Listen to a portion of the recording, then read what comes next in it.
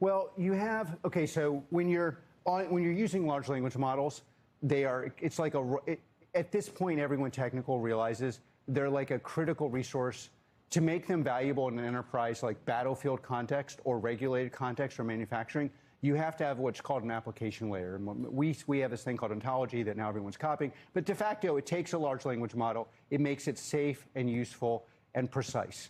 So safe because it doesn't touch your unlearning data, safe because it prevents the large language model from caching your data and replicating your business, safe because it doesn't transfer your IP of how to fight, secret data, top secret data, or in a clinical context. So the general way these things were sold, and again, these people are, Sam and Dario, there's nothing more fun than debating Dario in private. So I'm not throwing shade at them, but something has gone completely wrong. And the basic view among enterprises in this country is I'm going to chillax and waste my time with tokens. I'm going to get no value, and they're going to get my IP. Now that sounds like shade. Okay, though. And not just shade. It sounds like if you're saying these. No. Sorry. This is reporting. Okay. And this is reporting that I've literally, against my own interest, called. These are like I'm profiting from this, right? So the reality is, you may not like us at my former school, Haverford or Berkeley, but enterprises in this country trust and love us, especially ones that are involved in critical infrastructure, both public and private.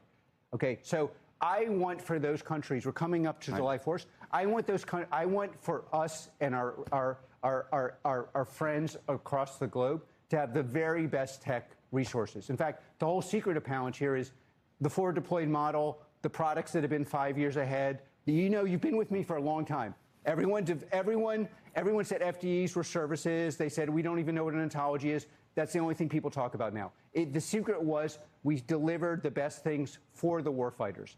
Those warfighters have serious trust issues, but it's not just the vis-a-vis Frontier Labs. Then you have my enterprises in the private sector who have the same issues. They're like, why would they get access to my data if they're going to build my alpha? Why wouldn't I control the weights? And that's where you get this partnership.